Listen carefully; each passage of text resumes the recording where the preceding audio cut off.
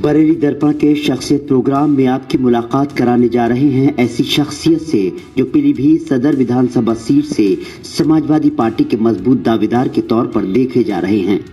शख्सियत है मोहम्मद अजमल सुलेमान, जिनका दावा है कि उनकी पारिवारिक पृष्ठभूमि समाजवादी है, जिनके वालिद मोहम्मद सुलेमान समाजवादी पार्टी के फाउंडर मेंबर रहे हैं। मरहूम सुलेमान साहब पीलीभीत जिले में 1990 के दशक तक अकेले मुस्लिम नेता थे जो समाजवादी आंदोलन से जुड़े थे। आपातकाल के दौरान मुलायम सिंह यादव के साथ मीसा में 19 महीने तक जेल में रहे। समाजवादी पार्टी ने उन्हें कई अहम ओहदों से भी नवाजा था। मोहम्मद अजमल की वालिदा मरहूम जाहिदा बेगम भी सियासत से जुड़ी रही हैं, तो चाचा मोहम्मद हारून साहब भी सियासत में बड़ा मुकाम रखते हैं। वालिदा मरहूम जाहिदा बेगम 1995 में जिला पंचायत सदस्य के तौर पर चुनी गई थी और चेयरमैन का चुनाव लड़ा था। 1992 से 2005 तक पीलीभीत जिले की समाजवादी पार्टी महिला सभा की जिला अध्यक्ष भी रही हैं। वैसे तो पूरा परिवार समाजवादी विचारधारा का है, लेकिन सियासत में मोहम्मद अजमल विरासत को बढ़ाने का बीड़ा उठाए हुए हैं। मोहम्मद अजमल चुनाव क्यों लड़ना चाहते हैं? अगर उन्हें टिकट मिलता है तो पीलीभीत के विकास के लिए उनकी प्राथमिकताएं क्या होंगी?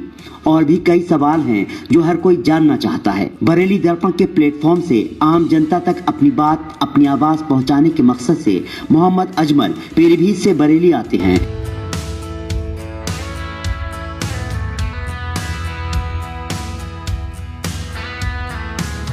और बरेली दर्पण के आकाश टावर के दफ्तर पहुंचते हैं, जहां बरेली दर्पण के editor in chief Rizwan Ahmad Mohammad Ajmal Suleman का गर्मजोशी से स्वागत करते हैं और फिर शुरू होता है सवाल जवाब का सिलसिला। अजमल साहब, आपका बहुत बहुत खैर मकदम है। शुक्रिया बहुत बहुत आपका मुझे अपने स्टूडियो में बुलाने के लिए, और जो भी आपके सवालात हैं मैं उनका जवाब देने के लिए हाजिर हूँ। आप शुरुआत कीजिए और मैं बताऊँगा। बिल्कुल। पहला सवाल तो यही है अजमल साहब के सियासत में आने के पीछे वजह क्या है और कब से सियासत में है? देखिए, पॉलिटिक्स में मैं नया नहीं हूँ, पहले तो मैं ये कहूँगा। बचपन से देखा, क्योंकि अपने वालिद को देखा, और जब इमरजेंसी में वो जेल गए तब मैं बहुत छोटा था हालांकि, लेकिन मुझे याद है। और हम उनसे जेल मिलने, यहाँ बरेली सेंट्रल जेल भी मिलने आया। 18 महीने 19 महीने वो जेल में थे। जनता पार्टी की सरकार बनने के बाद ही छूट पाए हैं। तो ये तो समझ लीजिए खून में है। और उस ज़माने में और तब से लेकर अर्ली 90s तक पीलीभीत में नेता, लीडर यू कैन से, मुसलमान वो एक ही थे, अकेले मोहम्मद सुलेमान। और 80 से तकरीबन 93-94 तक लगातार, मतलब क्योंकि समाजवादी विचारधारा के थे तो लोकदल, समाजवादी जनता पार्टी, लोकदल, उसके बाद जनता दल बनी, फिर समाजवादी जनता पार्टी, फिर समाजवादी पार्टी के वो जिलाध्यक्ष भी रहे और यूपी कोऑपरेटिव बैंक के डायरेक्टर, जिला परिषद के मेंबर, तो ये सब। और समाजवादी पार्टी बनने के बाद पहला जो चुनाव हुआ 1993 में सापा बासपा गठबंधन का, उसका टिकट भी हमें मिला। मेरे चचा हारून अहमद साहब पहले प्रत्याशी थे समाजवादी पार्टी के। फिर उसके बाद कुछ ऐसा चीज़ें होती रही फैमिली में ही। मेरी वालदा ज़िला पंचायत मेंबर थी और फिर 95 में ज़िला पंचायत अध्यक्ष के लिए भी, वहाँ से कुछ फैमिली इख्तिलाफ की वजह से वो चुनाव भी हार गई और कुछ चीज़ें ख़राब होती चली गई, जिसका नतीजा ये हुआ कि 2002 में वहाँ से हाजी रियाज अहमद साहब को समाजवादी पार्टी का टिकट मिला और वो जीत करके विधायक बने। तो बस देखा जाए तो आपके वालिद साहब सुलेमान साहब चुनाव नहीं लड़ते हैं, हालांकि फाउंडर मेंबर होते हैं। आपके चचा हारून साहब चुनाव लड़ते हैं, टिकट भी मिलता है, लेकिन फिर वो पाला बदल देते हैं। लेकिन क्या आप लोग भी उसी तरह से बदल गए थे, चले गए थे? नहीं, हम लोग कभी नहीं बदले। चचा चले गए थे, हम लोग तो लगातार समाजवादी पार्टी में रहे। नेताजी से वो भी होता रहा, लेकिन वो समाजवादी जनता पार्टी में माननीय चंद्रशेखर जी के साथ उनका कुछ एफिलिएशन हो गया था, और यहाँ पर लोकल लेवल पे मेनका जी के साथ, तो वो उधर चले गए। हालांकि बार बार कहने के नेताजी ने भी 2000 में आई बिलीव, हाँ, उपचुनाव हुआ था। राजराज सिंह जी ने सीट छोड़ी थी, नेताजी सीट ऑफर करते रहे कि घर में आप लोग अपना, नहीं किया तो वो उन्होंने मतलब एजाज अहमद साहब को टिकट, जहानाबाद वालों को नाराज़ होकर के ऐसे ही मतलब थ्रो अवे था, फेंक दिया, टिकट दे दिया। उन्हें भी 26-27 हज़ार वोट मिल गए थे और उसी का नतीजा 2002 के चुनाव में टिकट हाजी साहब को, क्योंकि उससे पहले रियाज अहमद साहब ना कभी समाजवादी पार्टी में थे, कभी नहीं। 89 से, हालांकि वो पॉलिटिक्स में पहली बार विधायक बने थे, 89 से 2002 तक उनका कोई समाजवादी पार्टी से कोई ताल्लुक नहीं था। पहली बारी जब आए वो टिकट मिला, जीत गए, और उसके बाद लगातार आपको मालूम है एक इतिहास ही बन गया। मैं कहता हूँ लगातार 3 बार पीलीभीत से कोई नहीं जीता था। जी, उनके बारे में बात करूंगा, उनके विकास के बारे में बात करूंगा। जहां तक आपकी बातों से साफ जाहिर होता, आप कहते हैं कि समाजवादी अगर कहा जाए, पीलीभीत में है, फाउंडर मेंबर के तौर पर देखा जाए तो आपके वालिद साहब थे, चचा ने भी चुनाव लड़ा, वालदा भी सियासत में थी।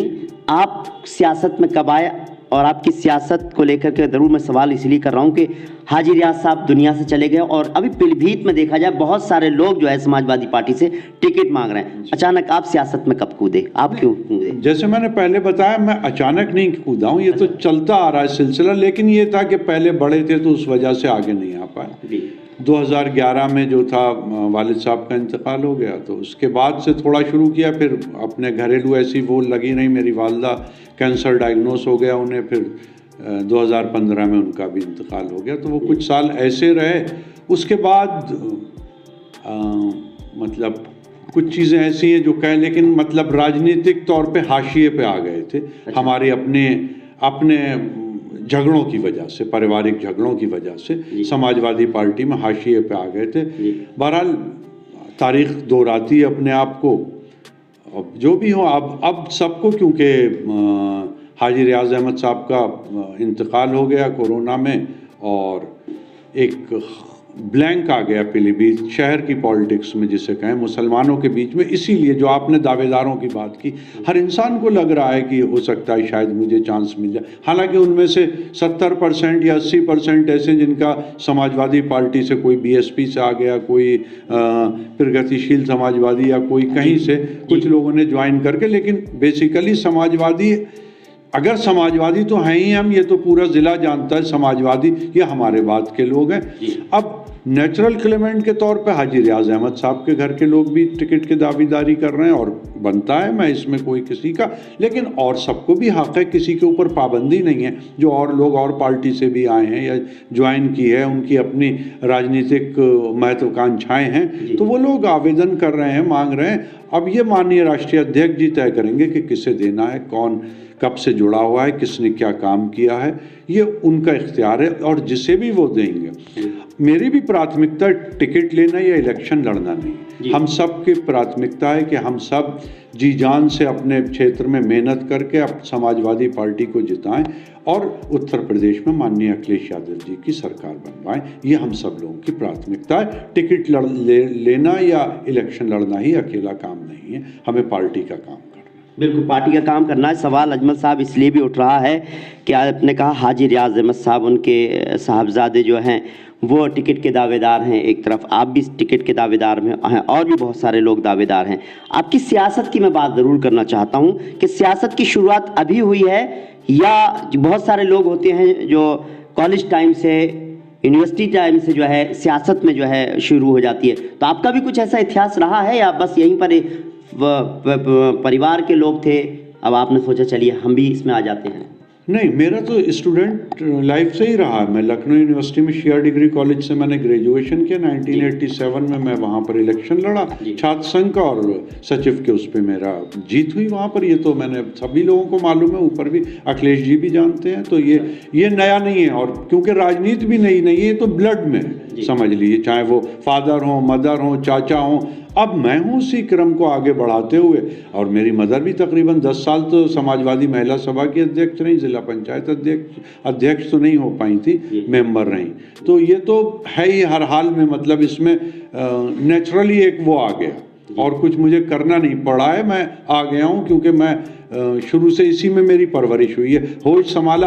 अब तो वो पॉलिटिक्स ही नहीं है। जब मैं तो बहुत छोटा था, मेरे ख्याल से 4थे 5वें में होऊंगा, या पहले दूसरी तीसरी में होऊंगा, जब मेरे फादर जेल थे, और कितनी बार जेल गए और मैं उनसे मिलने गया ये मुझे याद भी नहीं। आना जाना, अब तो जेल जाने का सिस्टम ही ख़त्म हो गया है, कोई वो संघर्ष वाली राजनीति बची नहीं है। ईमानदारी की बात तो ये, सब जेल जाने से डरने लगे, और वो तरीक़ेकार तकरीबन ख़त्म है। तो हम तो शुरू से देखते आए, तो इसलिए ये अपना नेचुरल कदम इधर ही बढ़ा। बहुत अच्छी बात है। अच्छा ये बताएं साहब, पीलीभीत के टिकट के दावेदार के तौर पर आप कितने मजबूत दावेदार हैं? देखिए, मैंने अपना दावा पूरी मजबूती से देखिए यहाँ पर क्योंकि सब नए हैं इस वक्त जी। हाजी रियाज अहमद साहब तो रहे नहीं जी। कोई और एक्स MLA भी नहीं है जो इस पे दावा कर रहा हो, तो तकरीबन मेरे जैसे ही सब हैं। अब उसमें यही आ जाता है कि किस ग्राउंड पे आप क्यों मांग रहे हैं, तो मैं तो इसलिए कि भाई सबसे पहले समाजवादी पार्टी को पाल पोस के पीलीभीत में बड़ा करने वाली हमारी फैमिली है, हमारी कुर्बानियाँ हैं उसके लिए, तो वो हमारा क्लेमेंट हमने काम किया है उसके लिए, अपना जो भी कर सकते थे खड़ा कर सकते थे किया है, तो इसलिए मेरी दावेदारी हाँ फिर भी but to be very honest ईमानदारी के साथ कहूँगा, या जो क्राइटेरिया है उस हिसाब से मजबूत दावेदारी हाजी रियाज अहमद साहब की फैमिली की है, क्योंकि समाजवादी पार्टी की कुछ ऐसी पॉलिसीज़ भी हैं डीकेस्ट की फैमिली को पहली प्रेफरेंस होती है। जी। अब ये माननीय राष्ट्रीय अध्यक्ष जी को तय करना है कि मुझ में और उनकी फैमिली में जिसे वो बेहतर समझेंगे वो चूज़ कर सकते हैं, उसे टिकट देंगे, ये उनका अख्तियार है। इसमें हम लोग दावा कर सकते हैं, सिर्फ दावा किया है, दावेदारी की है, आवेदन किया, बाकी सारा काम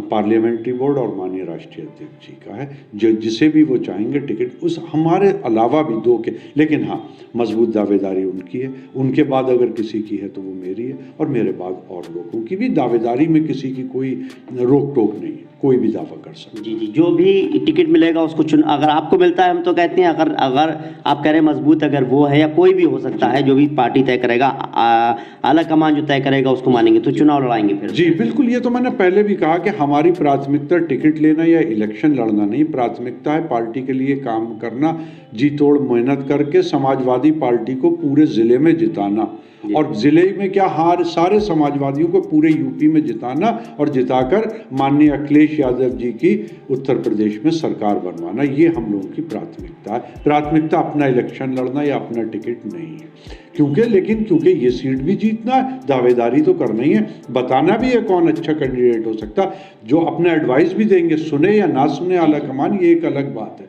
लेकिन क्योंकि चाहत ये है, ख्वाहिश ये है कि हम लोग पूरे ज़िले की 4 सीटें जीतें, पीलीभीत में 4 विधानसभा सीटें, सारी सीटें जीतें, बल्कि अगल बरेली मंडल की सारी सीटें जीतें, उस पर जो भी अपने सुझाव हैं वो हम दे सकते हैं। बहुत अच्छी बात है, बहुत अच्छी सोच है आपकी कि चुनाव टिकट किसी को भी मिले, बस चाहत यही है कि सरकार जो है समाजवादी पार्टी की बने। मैं ये मानकर चल रहा हूँ कि टिकट आपको हो रहा है, क्योंकि आज आप शख्सियत में हमारे प्रोग्राम में हैं।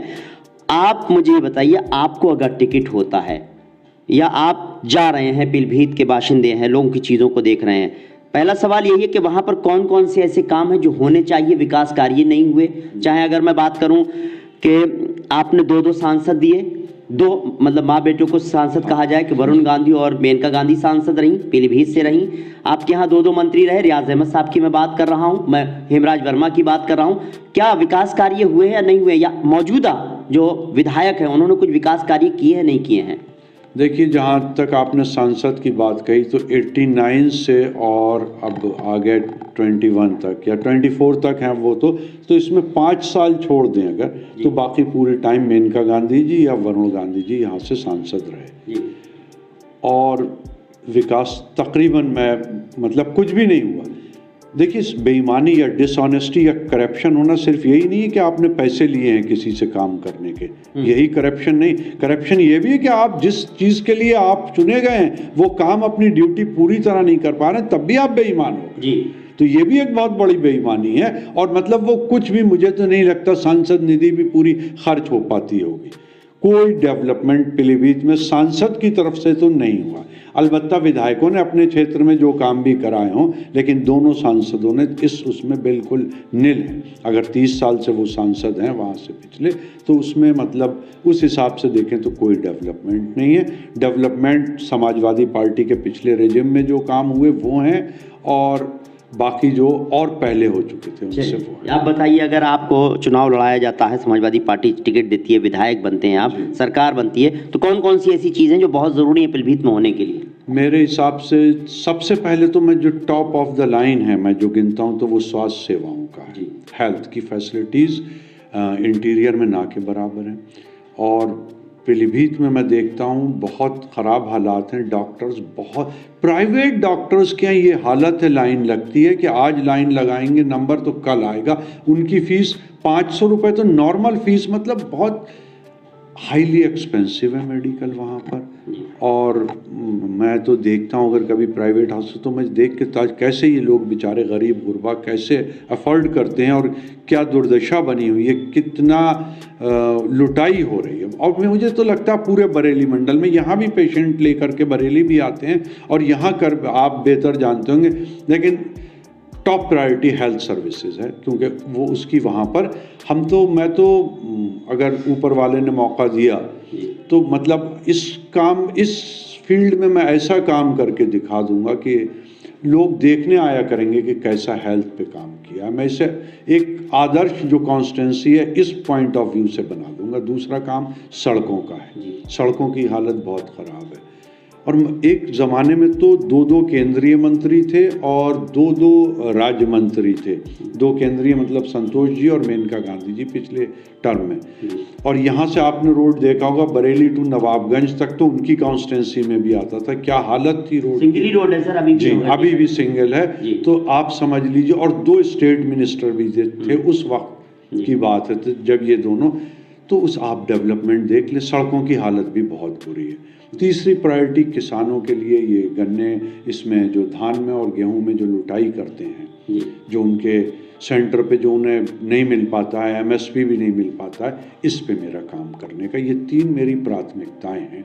उसके बाद काम तो और भी बहुत सारे हैं, एजुकेशन पे भी है और भी हैं, लेकिन ये 3 ऐसे हैं जिन पे अर्जेंट किसी को भी जो भी अगर मेरी बात सुने तो वो आज अगर मौजूदा विधायक, इस सरकार ने तो कुछ किया ही नहीं, इस सरकार की तो या विधायक की तो मैं बात ही नहीं करता, इस सरकार ने पूरे यूपी में ही कोई एक काम 2017 के बाद का योगी सरकार बता दे कि इन्होंने किया, कोई एक काम नहीं। बहुत सारे फ्लाईओवर्स की बात होती है, बहुत सारे हाईवे की बात हो रही है, फीते कट रहे हैं, काम हो रहे हैं, बहुत सारे हो रहे हैं, फीते कट रहे हैं, काम भी हो रहे हैं। नहीं, काम आप देख लीजिए कब के हैं ये सारे, अप्रूवल कब के, सारे अखिलेश जी के जमाने के।